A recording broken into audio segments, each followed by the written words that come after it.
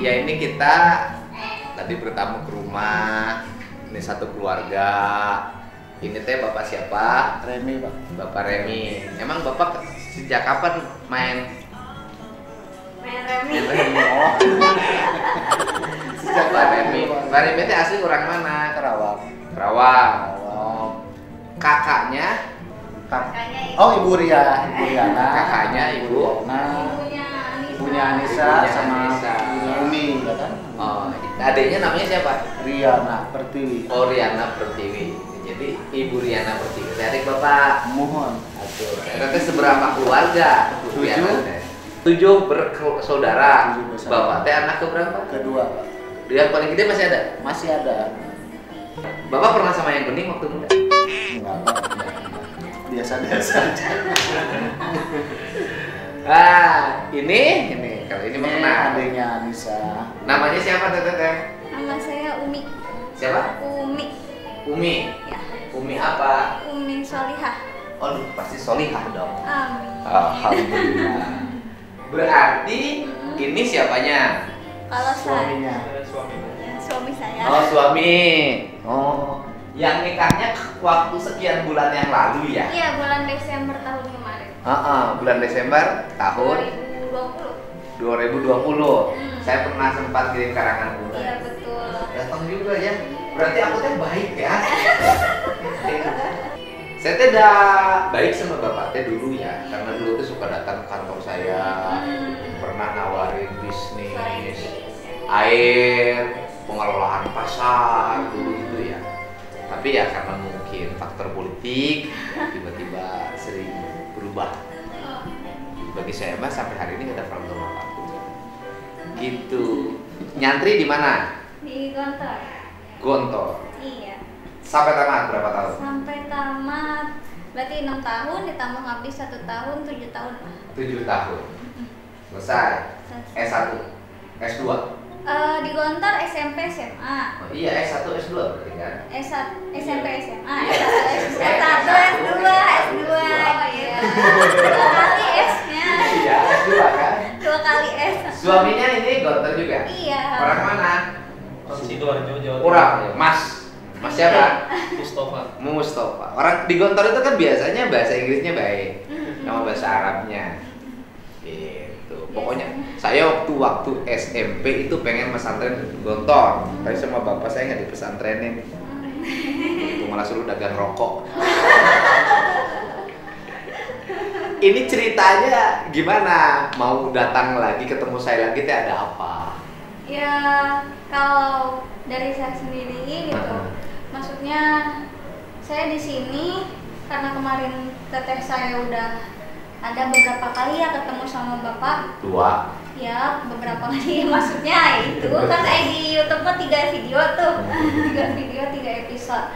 Nah di situ kan banyak komen-komen yang bilang ada yang menyaksikan, ada yang membela gitu. Terus juga kemudian mungkin ada juga beberapa ya inilah yang pro kontranya sama teteh saya gitu. Kalau saya dari awal sebenarnya udah bilang sama teteh saya dari awal, teteh saya sebelum ketemu sama bapak saya sudah komunikasi. Teteh yakin teteh yakin mau ngomong, istilahnya ini kan udah jadi ranah publik. Oh iya, udah ranah publik. Teteh yakin gitu.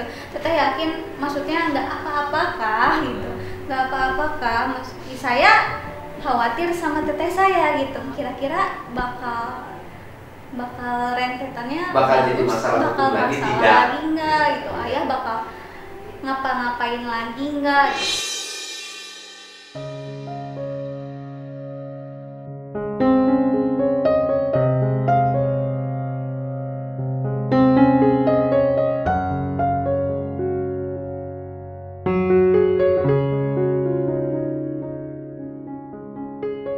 Saya dari awal kayak gitu, tapi teteh saya bilang ya insya Allah enggak lah, kita kan nyari keadilan di sini. Nah terus setelah responnya saya lihat di YouTube itu seperti itu, ya saya di sini ingin mengkonfirmasi mendukung teteh saya gitu. Mendukung gimana, ini kan bukan main bola. Iya, maksudnya saya mengkonfirmasi kalau teteh saya itu nggak ngada-ngada. Kan gini. Kemarin itu kan digeser lah ya. Ada itu mah si teteh mau ngomong gitu teh, karena dia memang agamanya juga sudah beda. Kan gitu loh, ya kan?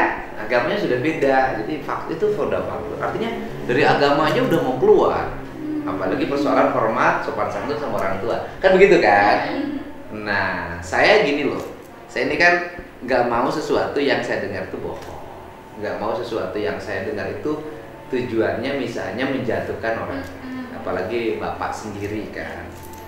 Tetapi memang kalau ingin menyampaikan apa yang dilihat, apa yang didengar, dan apa yang dirasakan, ya dipersilahkan saja. Saya kan sikapnya hanya mendengarkan dan menyampaikan. Karena kalau udah di YouTube saya berarti kan dilihat orang, didengar orang, gitu kan. Pasti jadi bahan perbincangan.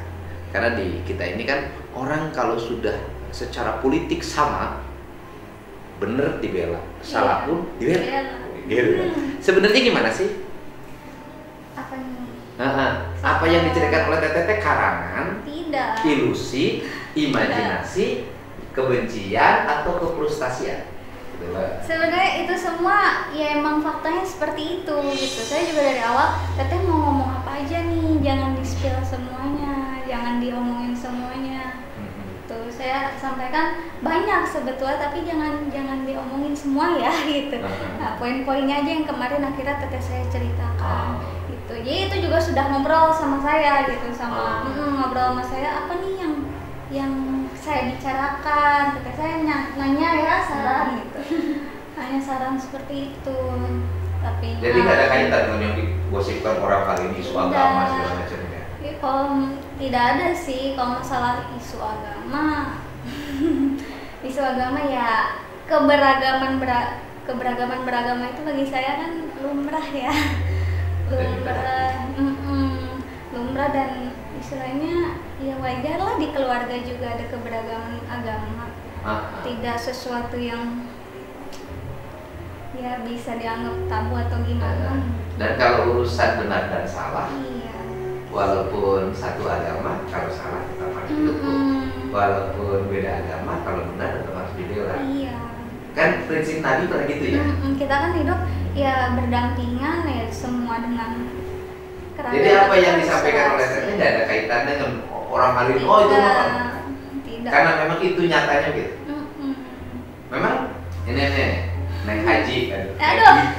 Naik ustadzah.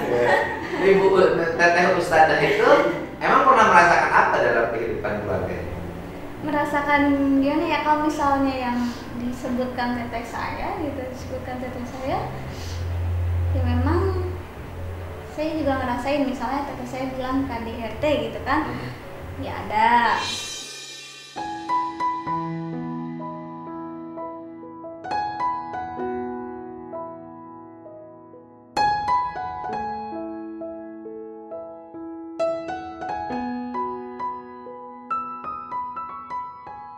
Gitu kan, meskipun kalau misalnya dibilang saya itu yang paling tidak tahu apa-apa karena merantau terus. Oh, karena jauh. Karena merantau terus. Jarang ketemu. Iya, tapi ya setiap kali saya pulang ada aja gitu, pasti ada aja. Kekerasannya ada. Iya. Faktornya biasanya apa?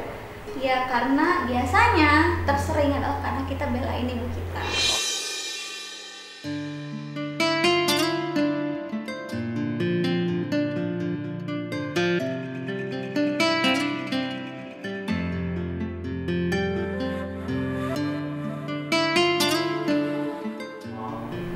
Faktor faktor sikap bapak terhadap ibu berdampak pada anak-anaknya membela ibu, dan dari pembelaan terhadap ibunya lahirlah kekerasan. Tapi ibunya kemarin luar biasa bela bapaknya. Ayo gimana? Kemarin ibunya luar biasa bela bapaknya. Kan teteh semua bilang ibunya nggak mau dibela loh. Saya udah hidup bahagia sama ayah ya bilang. Ayah hidup sebahagia sama ayah, ngapain sih kalian ini ganggu kebahagiaan mama? Ya kalau itu silahkan Hak saja. mama. Itu hak mama, kalau hak ibu gitu misalnya. Maunya begitu, ya sudah. Toh ibu juga sekarang kembali lagi ke ayah, kita nggak narik-narik kan, gitu. Silakan aja. Iya, kita nggak narik-narik lagi. Ih, masa udah kita belain segala macam terus begini-begini, ayo balik lagi nggak juga kan? Cuma ketika ibu minta pertolongan, Pak, datang ke Bandung gitu ya, minta pertolongan sama keluarga besar, sama saya, sama kakaknya, sama adiknya, ya kita semua bantu, Pak. Tapi kemudian akhirnya setelah dibantu habis-habisan, ya terus ternyata kita dikecewakan. Jadi selama ini bilangnya pengen cerai tapi tahunya jadi nggak cerai, ya udah nggak apa-apa. Setelah menikah kan nikahnya dipestain loh. Iya. Nah, terus berarti baik loh ya. Iya baik memang. Ayah tuh kalau misalnya bilang sayang sama anak sayang. Iya. Sayang sama anak, bukan yang kemudian gimana, enggak. Tapi memang sikapnya seperti itu gitu. Memang sikapnya seperti itu. Sayang sama anak tapi sekalinya anak salah, sangat berat sekali. Oh, resiko yang diambil. Iya. Tapi kalau ayah boleh salah. Iya. Intinya itu kan. Iya. Kalau ya kan kalau anak salah atau anak dianggap salah, hukumannya sangat keras. Iya. Tapi kalau ayah salah, anaknya tidak tidak boleh salah. membuat hukuman pada ayahnya. Jadi karena itu Karena ayah itu berkuasa, dia punya otorisasi yang kuat. Nah, semenjak menikah sampai sekarang sudah berapa kali ketemu sama ayah? belum Sampai hamil. sebet Kan kalau hamil lah, hamil nih ngidam. Kan gitu dong, bapaknya pasti pengen ketemu, dok, kamu ngidam ya. Apalagi anak perempuan, sensitif. Gini Pak, sebetulnya setelah saya menikah, sebelum puasa ya, ayah sama ibu tuh pernah datang ke rumah, nginap Pak, nginap ke rumah kita. Tapi setelah itu ternyata ada masalah lah, dekat Lebaran itu ada masalah yang pernah diceritakan juga sama guru saya soal menikah lagi gitu kan. Dan kemudian ada huru hara lah, ribut gitu kan. Saya pas Lebaran itu menolak pulang gitu. Saya sendiri menolak pulang karena sebelum itu pun teteh saya datang ke rumah pas puasa ya. Puasa pas nasehatin itu loh. Pas nasihatin ayah saya bilang, ya udah nggak usah macem-macem lagi, nggak usah nikah lagi apa segala macem gitu kan. Udah ya istilahnya kalau bahasa Islamnya qanaah aja gitu. Tapi gimana bahasa teteh saya tidak tahu karena saya tidak di tempat gitu kan. Pokoknya intinya seperti itu. Tapi dengan kita yang tulus menasehati, pengennya bener kan ayah kita tuh, pengen ayah kita bener, tapi malah teteh saya saat itu diusir.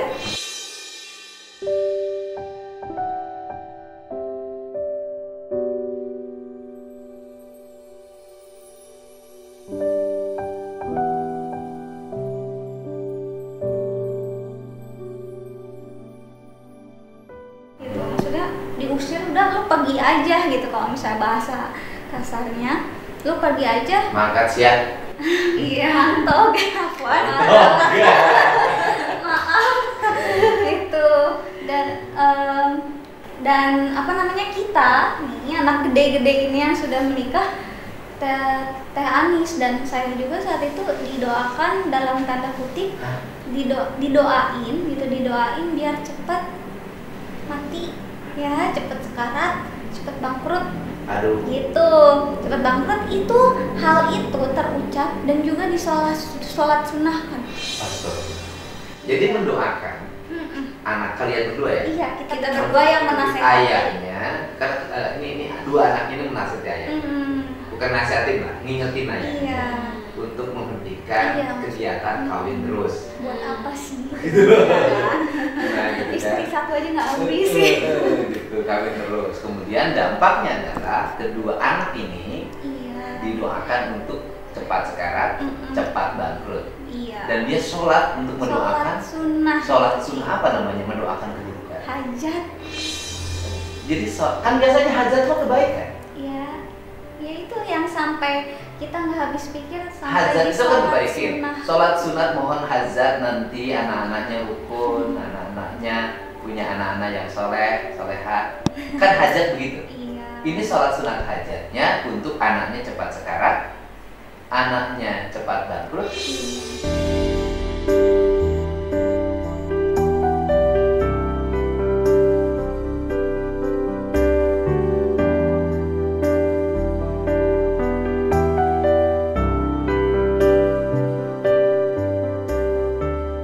Makanya saya menolak untuk pulang saat lebaran ya Pak. Ini benar loh, jangan fitnah sama ayah. Tidak. Asli itu. Oh, Itu iya. ibu sendiri yang cerita. Sholatnya lihat. Ibu yang lihat dan ibu langsung Telepon. ya coba tarik gitu, tarik tarik lagi ibu. Jangan doain kayak gitu Kalau lah ke sholatin anak. doain kan belum tentu dekat. Nggak mungkin juga lu gitu masa. Tetap kan Pak, maksudnya kita kan sebagai anak juga kita takut kok kita salah banget ya kan, kita cuma nasihatin yang baik gitu Lah, Pak. ya gimana? Sholat hajat untuk keburukannya nggak bisa tuh gimana? Sholat itu untuk kebaikan. Saya baru loh dengar sebuah peristiwa yang mohon maaf ya seperti ini. Baru loh dengar sebuah peristiwa gitu. Ya, jadi Sedih apa ya? juga dengarnya. Menangis kan? Saya menolak pulang.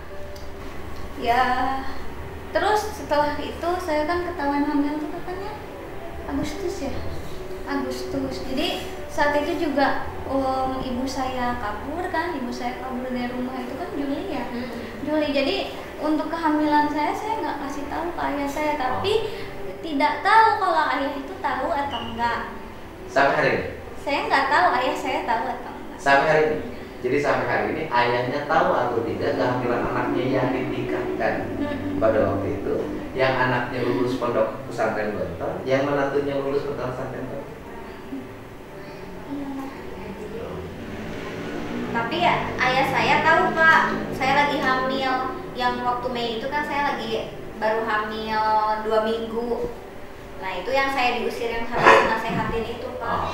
Cuma tahu. Iya, udah jangan terusin lagi. Bapak mau ngomong apa? Kasihan anak-anak saya. Iya sih.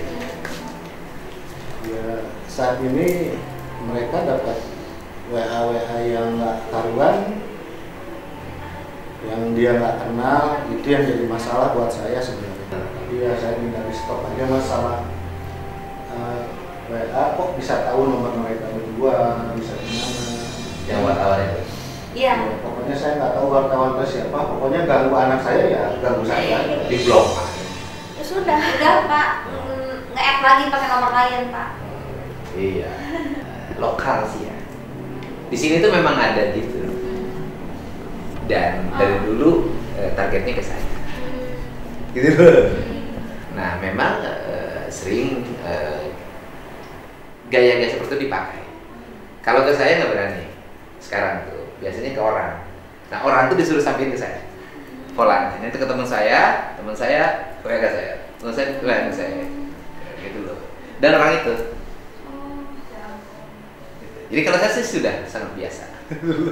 Tapi sebenarnya nggak baik kalau untuk anak yang ini somasi aja.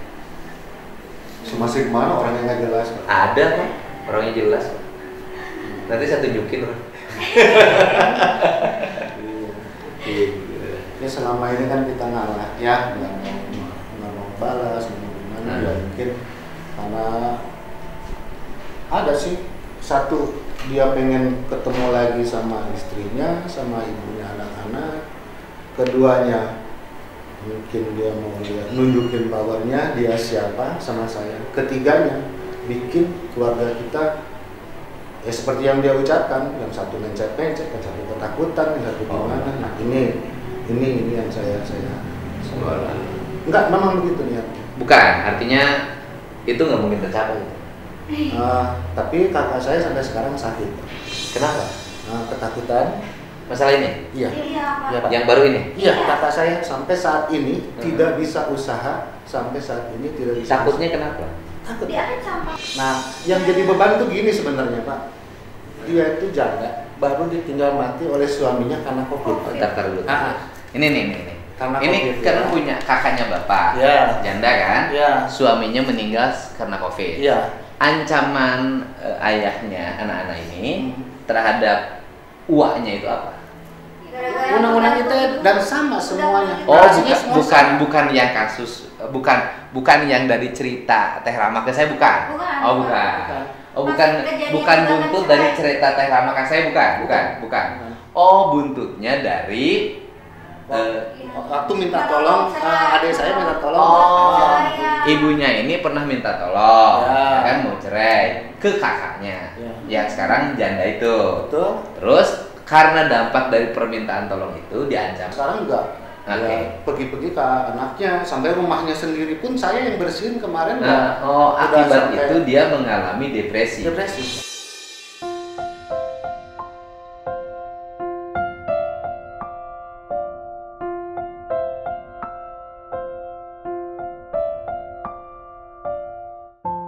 Akhirnya tidak bisa jualan. Nggak bisa usaha. Nah, nggak bisa usaha. Gitu. Tapi sejujurnya ya Pak ya, keberanian saya untuk speak up, untuk ketemu Pak Dedi dan membicarakan tentang masalahnya, tentang permasalahan ayah saya ini tuh jujurnya, ya saya pengen istilahnya mencari keadilan gitu loh Pak. Justru dengan menyampaikan secara terbuka ini, menurut saya hari ini kan semakin longgar. Iya benar. Saya merasa banget Tekanan bahwa akan ada hukum, akan ada polisi kan makin ringan kan? Iya. Kalau mau misalnya mau sangat berat-berat apa yang diomongkan dulu? Iya. Kalau mau berat-berat banget urusan hukum kan nggak ada juga kan sampai hari ini. Nah, justru kan keberanian Teh Rama ini telah melonggarkan seluruh tekanan psikologi yang Iya. dialami. Benar. Memperbaikilah kondisi. Nah, Iya. ternyata nggak hebat-hebat amat. Ternyata hukum tidak bisa dipermainkan. Iya. Gitu. Dan saya seneng sih Pak, maksudnya setelah saya berani speak up sama Bapak nih Pak gitu, istilahnya jadi kasus saya ini dan kasus keluarga jadi perhatian publik kan Pak, jadi banyak yang membela juga gitu Pak. Banyak. Bukan banyak lagi, banyak. Iya makanya. Kalau ada 1000 komentar, yang tidak sama paling 3. Iya benar Pak. Jadi saya merasa benar-benar dapat dukungan, dapat keadilan. Jadi memang kita kan anak perempuan semua ya Pak ya, maksudnya orang-orang yang di KDRT itu nggak bisa diem aja. Masa kita sekarang di KDRT selama kita hidup sampai kita dewasa sampai kayak gini kita nggak ngomong. Kalau kita sampai istilahnya sampai hilang nyawanya gara-gara kita depresi, mereka mau gimana? Ya, jadi ya saya sih pengennya memperjuangkan keadilan sih Pak. Maksudnya orang yang di KDRT terus kayak gini tuh nggak bisa tinggal diem gitu. Oke, pikir ini ya. Ini pertemuan cerita seorang anak tentang sebuah keluarga, tentang kerinduan terhadap kasih sayang ayahnya. Kalau saya sih, kalau dengar anak perempuan tuh suka sedih banget karena saya punya anak perempuan sekarang. Dan anak perempuan itu sangat mempengaruhi kejiwaan ayah. Jadi ayah itu akan sangat dekat terhadap anak yang perempuan. Itu yang saya alami. Siapapun nggak bisa meluluhkan saya kecuali yang semua. Saya itu kalau nganter calon pengantin hari ini pasti berurai air mata. Saya sudah nggak kuat. Makanya saya sering nolak sekarang. Kenapa? Karena air mata saya nggak bisa ditahan. Kenapa air mata saya nggak bisa ditahan? Karena saya itu ada sebuah kesedihan ketika anak perempuan diambil oleh suami. Kenapa? Karena sesuatu yang begitu dia cintai harus dilepas pada seorang laki-laki yang belum dia kenal. Dan itu spekulasi yang sangat tinggi dalam hidup. Dan itu kepedihan. Dan saya dulu nggak ngerasakan ini. Siapa yang cerita tentang itu pada saya? Mas Sujiwo Tejo. Ketemu saya, Kang Didi, saya itu mau nikahin anak perempuan. Luar biasa sakit hatinya saya. Saya nggak kuat nangis segala macam. Saya bilang waktu itu yang Ayu masih kecil. Saya sekarang makin gede, yang Ayu makin kerasa, benar juga. Dan ini anak perempuan yang lagi mengandung. Mudah-mudahan segera tersentuh hatinya untuk bersama anaknya kembali dengan cinta. Ada yang disampaikan? Dan ini sih Pak, yang kalau masalah keluarga ini kan ya internal, insya Allah dengan ini kemarin aja kan udah agak longgar gitu, semoga ya terketuklah hatinya. Dan juga soal yang kemarin yang agak itu yang memang yang saya dengar tidak hanya masalah itu aja kan ya Pak ya, tidak hanya masalah agak aja sebetulnya. Iya, sebenarnya ada lagi kan, tetapi Pak, pihaknya kan diancam. Iya, nah itu tuh kita inginnya ya dengan kita ada di sini, siapapun ya yang dirugikan untuk berani. Siapapun yang dirugikan, dan khususnya untuk ayah kita gitu. Gak usahlah diancam-ancam lagi, gak usahlah bermain hukum lagi di sini dengan berbagai macam manipulasinya. Diselesaikan saja, kalau misalnya memang salah ya diselesaikan, minta maaf dan diselesaikan baik-baik, tidak usah kemudian tambah diancam, tambah runyam. Sebenarnya lengkap sih dokumennya. Iya tapi Pak kan ya. pihaknya kayak berani, ya udah jangan. Ya banyak. Ya tapi sudahlah, yang penting ini dulu, setiap orang punya hati, dan orang yang punya hati itu orang yang punya sentuhan dengan ilahnya. Kalau saya selalu memahami itu, jadi orang yang dekat dengan rububiyah itu, dekat dengan Allah itu adalah orang yang hatinya halus dan dia mudah tersentuh. Ini yang saya pahami gitu loh. Tapi bisa jadi orang lain punya pemahaman yang berbeda. Menurut Pak Ustadz bener nggak? Orang yang dekat dengan Allah itu hatinya itu mudah tersentuh, nggak tegaan, terus kemudian merasa dosa dalam hidupnya, kemudian juga mudah memaafkan, gitu biasanya yang saya pahami. Tapi kan orang boleh dong punya pemahaman yang berbeda. Misalnya orang yang dekat dengan Allah itu hatinya kokoh, teguh pada keyakinannya, benar dan salah urusan lain saya nggak tahu lah. Kita teh ya, kita aja kan. Ini sih Pak, lagi kalau misalnya ya soal ini, misalnya tadi dokumennya sebenarnya lengkap tapi orangnya tidak berani, ya sudah kemudian. Tapi kita di sini kan tidak mau memperpanjang permasalahan, kita maunya ya semoga ini pasti sampai ke ayah kita. Dengan ini bukan ayah kemudian makin murka, tapi ayah semoga bisa semakin berkaca gitu dalam tanda kutip, sehingga nanti ayah juga bisa mikirin anak adik-adik kita yang masih kecil yang belum menikah. Adik-adik kita dua yang belum menikah ya otomatis masih ditanggung oleh ayah. Ya masa mau dinafkahi dengan nafkah yang tidak berkah gitu, dengan hasil ya menipu orang, mengancam orang dan lain sebagainya. Kita kepikiran ke sana.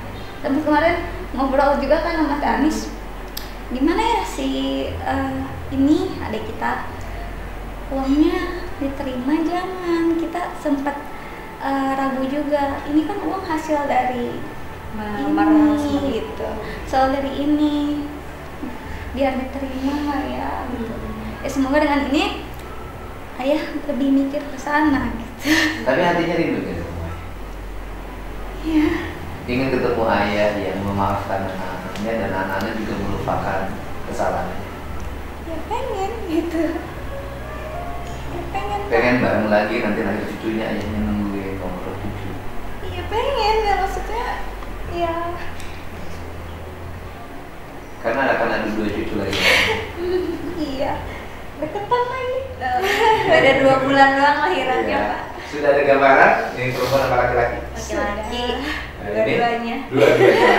Oke. Ini bersih ya Pak? Nah, udah. Ya, sudah lah ya. Nih, anaknya perempuan semua, sekarang akan lahir cucu laki-laki semua. Jadi sudah 3 dong bentar lagi. Iya. 3 cucunya laki-laki semua. Semoga mereka semua bisa berkumpul dengan ayah, dengan ibunya, dengan cinta, dengan kasih sayang.